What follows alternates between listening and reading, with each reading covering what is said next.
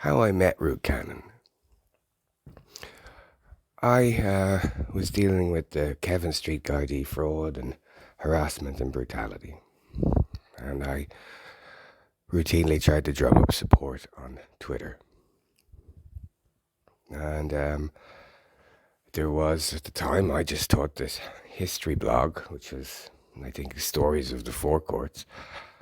And there was another history blog posting, and someone posted something about the guy who designed flats in Dublin, the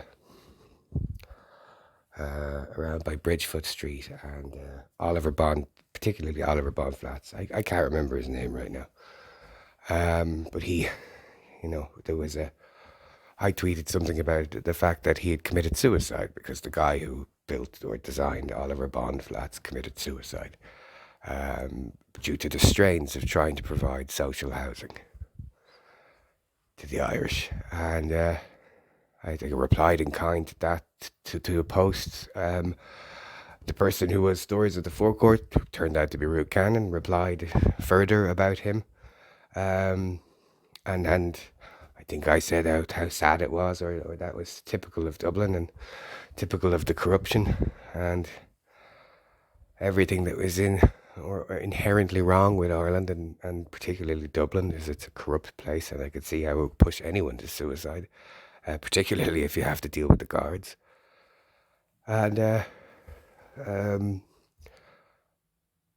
think Ruth Cannon then, the Stories of the Forecourts account, asked sort of what was up, or why I was talking so bleak about corruption in Ireland. And I linked to the blog that was detailing what was happening to me.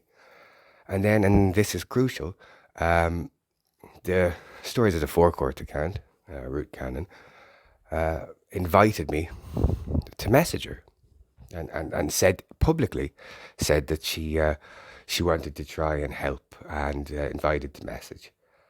And they couldn't, their direct messages were turned off. And so they then asked me had I sent the message as they had requested. And I said I couldn't, because the messages from people who don't follow back are turned off on Twitter. So then Ruth Cannon, Stories from the Forecourts, followed me back and messaged and invited herself into my life with this fake or fraudulent offer to help me with my issue with the guards, which began a long nightmare of coercive control abuse and financial abuse and psychological abuse. And this version of events, which is backed up by Twitter logs and emails, is contrary to Ruth Cannon, TU law lecturers, sworn under oath evidence in court. As Ruth's version of the story that she tells the guards, that she's used for a false police complaint, and that she tells in court as perjury, that she now goes around telling everyone, that she says that I contacted her uninvited and that I did all this, it's a lie by Ruth Cannon. And it's a baseless lie, easily shown by logs, and a complete fabrication, and a malicious one. But contrary to Ruth Cannon's sworn evidence, she invited me to contact her and reached out, and she initiated that.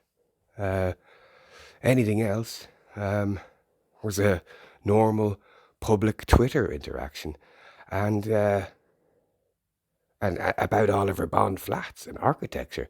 So, like, to a degree, Ruth Cannon has also sort of tried to remake and mischaracterize the very essence of Twitter within her sworn testimony. That's the level of malevolent, fraudulent lies that Ruth Cannon, TU law lecturer and barrister, has perpetrated in order to obstruct civil proceedings against her for defamation and coercive control abuse and obstruction and legal fraud.